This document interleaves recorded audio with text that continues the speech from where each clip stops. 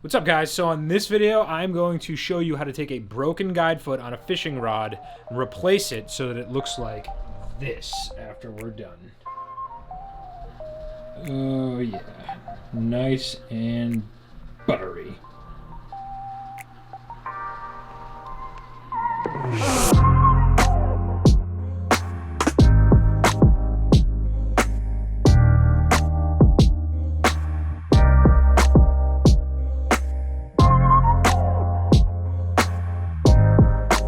So this is what I do. These guides break off super easy. These are the wireline guides. You can see they break off constantly. If you just hit them on a boat, in the back of the boat or something, if you're jigging, they break off constantly. So I'm constantly needing to replace these.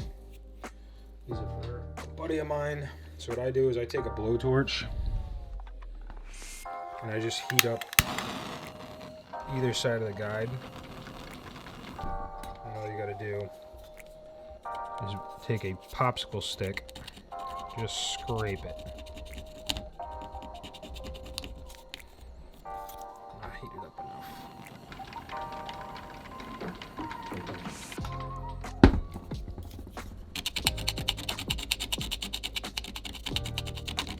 enough. Basically what I'm doing is, as you can see, I'm working off all that finish just so that it's like exposing the bare threads. And what you can actually do is take a little bit of rubbing alcohol and it'll show you the threads. But you got to be careful when you reheat this because I have almost lit the whole place on fire. And what I like to do is come in right where that crotch is, where it's at the base of like the guide foot, and I try to get right underneath those threads, and then all you can do is just like start it, get one of those threads out, and then I'm using a power wrapper. You can do this without a power wrapper. You just gotta undo it by hand, but basically I'm like starting that thread and it makes a lot less work. I mean, you could just cut this off, like it's not the biggest deal in the world, but I don't know. I like to be kind of meticulous with it. Sometimes you can save the underwrap.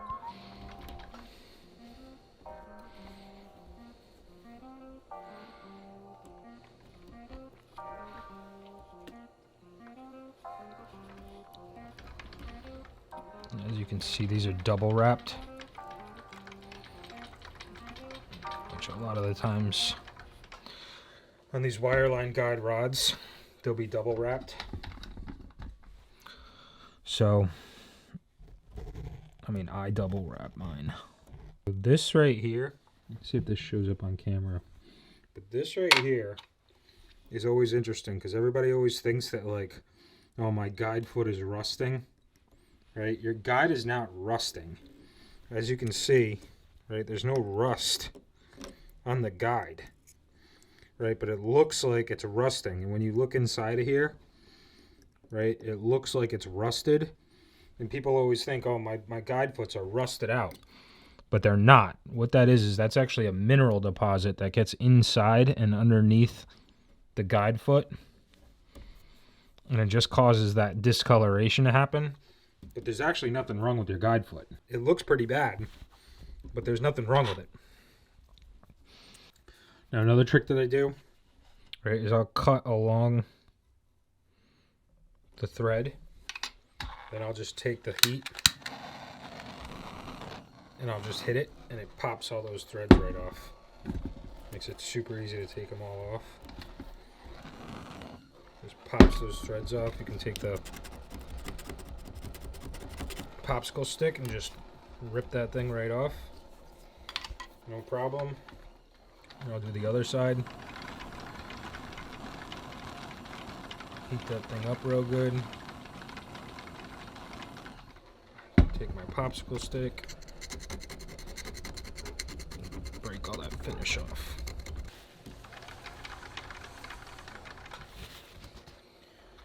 exposes all that thread.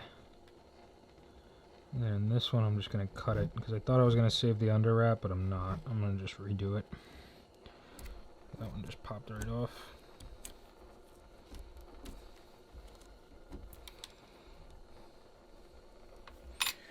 I'll come in here and hit this whole thing with a little bit of heat.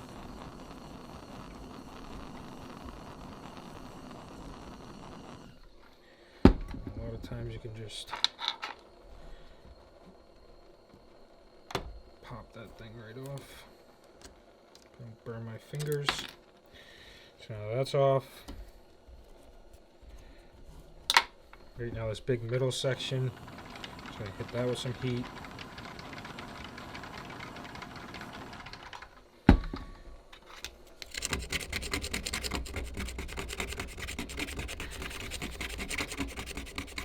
I absolutely hate redoing guides. It is my least favorite thing to do, is redoing a guide. Alright, so that's everything to get that off. And this right here is why these things suck so bad. Is having to do all of that work to get it back to the base. So like when I have to do an entire rod, which I have like 5 of them to do over there, that it takes so long just to get it back to like a bare blank. That's why like most of the time when you bring your rod that's got broken guides to a rod builder or to a store, they're like, oh hey man, can you just redo these rod guides for me? And they're like, yeah, sure. And then you don't see that rod for like another 6 months. This is why. Is because this takes forever and it sucks. Clean this up.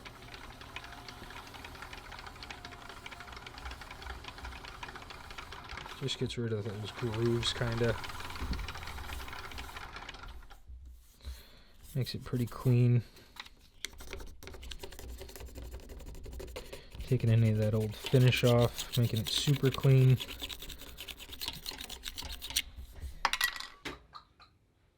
Silver Sharpie. And I'm gonna mark it. So like where this started and finished looked like right here. And then right about here. And what I will do is my base wrap again. I'm using Color Fast Pro Wrap 434. It's definitely not exact to what it was, but I mean it's pretty damn close. Don't crucify me with how I do this. This is just how I do mine. I know this is all going to be backwards, but basically what I do is I find my mark, which is right there. Come in just behind it. I go 1, 2, and then I wrap it. I wrap this over those 2. And then I wrap this around it.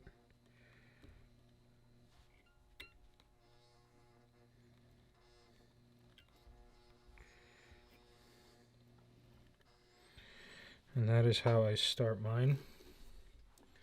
And what I like to do is I just take a little paint stir, a little finish stir. I tighten it all up so that it's all nice and clean.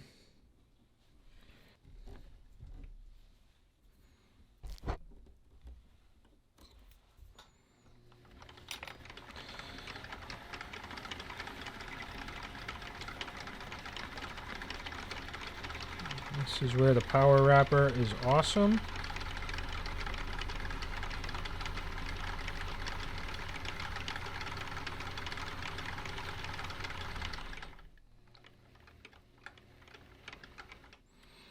And I stop like, I don't know, 1/8 of an inch or whatever before that finishes. And I have some fancy dancy line pullers somewhere. I have no idea where they are, so I'm just going to take some of this black thread. So I make my loop. I don't know if you can see that, but I make my loop, come underneath it, wrap over that until that line is hidden. Go maybe one more.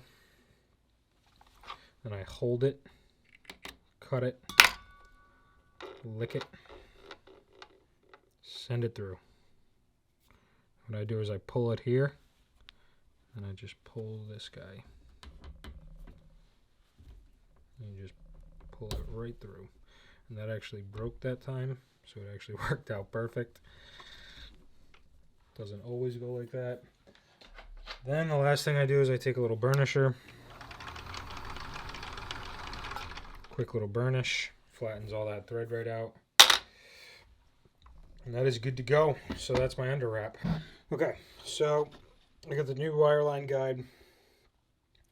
These are probably the worst guides of all time, but they're the only ones that hold up to wireline for the most part, but they are terrible.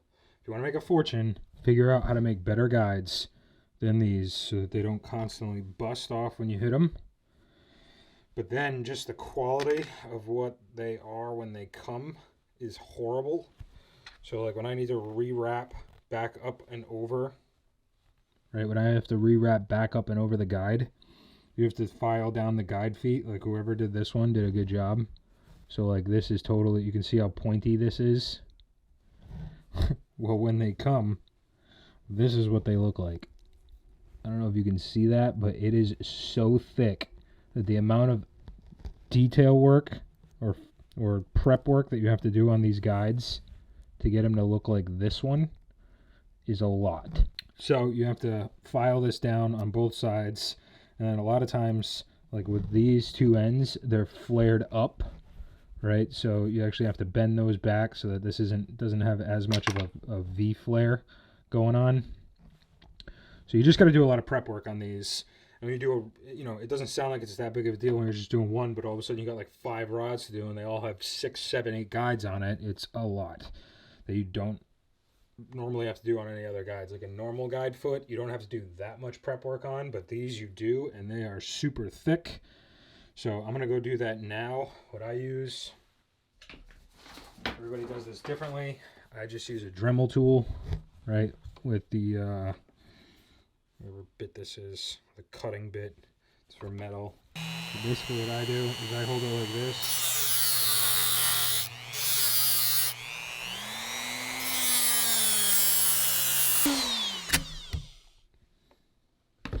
Okay, so this thing's going to be super hot, but way better. Way, way better. So now I can wrap up and over that. In comparison, I don't know if you can see this, but one side is super pointy and flat. The other side is super thick and sucks. So now I'm going to let that cool for a second. I'm going to do the other side. Okay, I have no idea where my files are, but I do have files somewhere. But when you sand, right, or Dremel or whatever shape, grind the two edges off, you can actually feel a burr underneath here. You probably will not be able to see this, and I get that, but there's a burr. So what I do is I'll just take this, lay it on something flat, and just break that burr off nice and smooth. Nice and smooth. And then that way there, it doesn't ever like dig into this. I mean, your under wrap is what saves you for that. But at the same time, I just like to hit that with a little something something just to make sure. And then the other thing I do is now I'm going to check this and make sure that I'm pretty flat. I mean, this, it's not the end of the world. This one's going to be a problem. I can already tell. I take a little hammer, lay it so that the guide foot is just hanging off.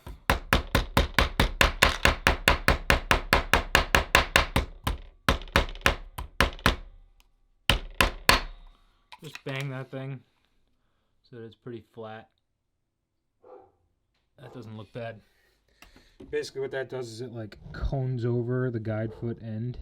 So I'm doing all this with D thread. Just a thicker thread than D, or than A. D is thicker than A.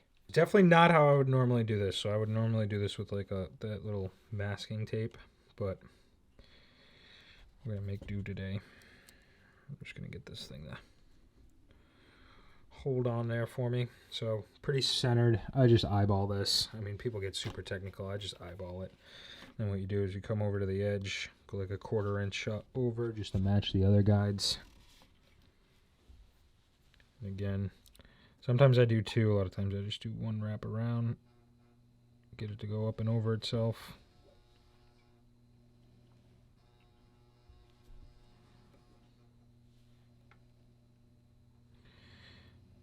And bang, we're started. Trim this off. A little tag in. Now I'm pretty straight. I can see that I'm pretty aligned. We can always adjust that afterwards, but I can see this guide is pretty aligned. And all I'm going to do is go up right to the guide foot. All right, and then this is where doing all that prep work makes life easy. But at the same time, these guides are terrible. So I just like start the thread so that it goes up the foot. And then if you do it properly, this should just go right up and over.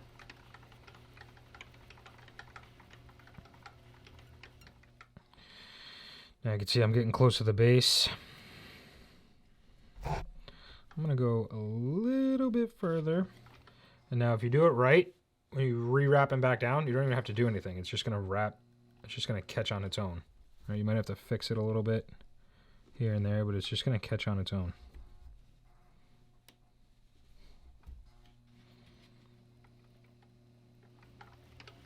And travel right back down. Put my thread in again.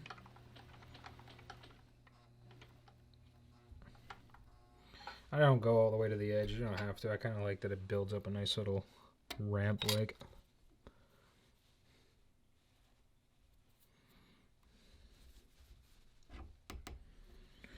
Go right in. Pull it right through. And all I do is take this, lay my blade flat, pull it, cut it. That's it. That's how you do the guide feet. So then probably take a little burnisher.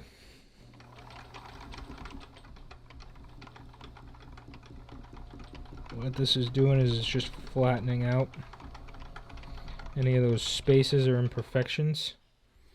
Gets it real nice and clean. And that's it. Now, little trick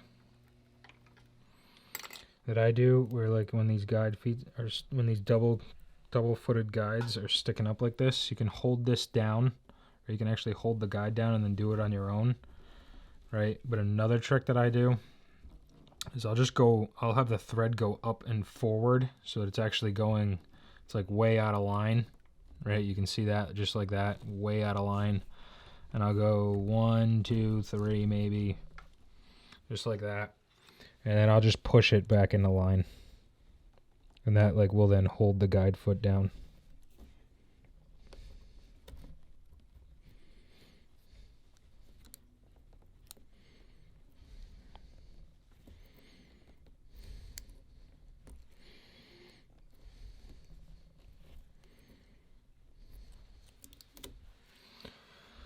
Wrap that sucker right up.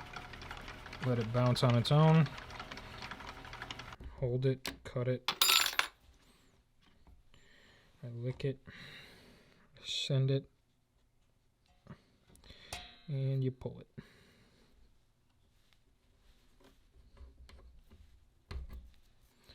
And that's it.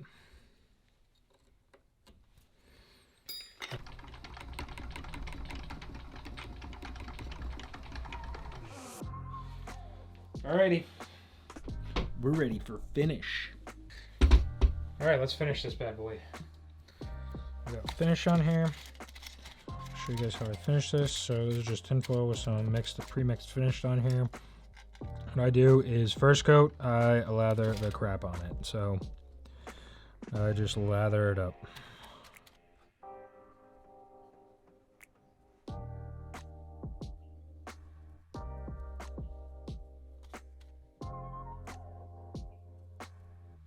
Don't worry about this. This is more about coverage than anything else.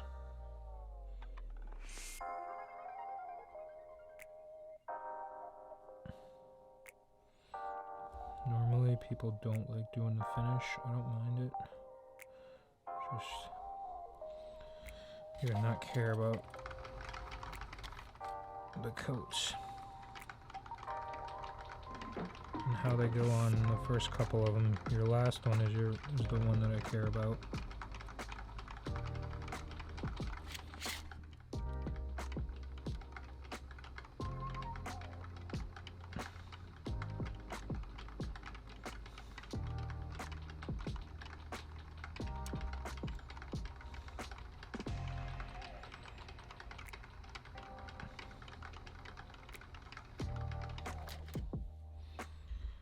That's it. Hit it with the heat. Smooth everything out. Get rid of any bubbles.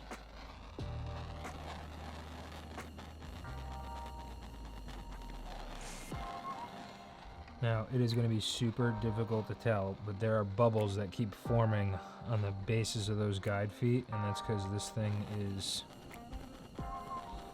all the air is getting sucked out of it as... or all the air is getting pushed out of it as the thread sucks down the finish. So you just really got to watch it. I watch mine and you can see them, they keep popping. But I just watch mine for a while until all that air is out of there. If you were to just throw this on the rod spinner and come back the next day, you'd have bubbles at the bases of your guide feet. And nobody likes that. So you just want to watch it, make sure that all that thread is getting sucked down.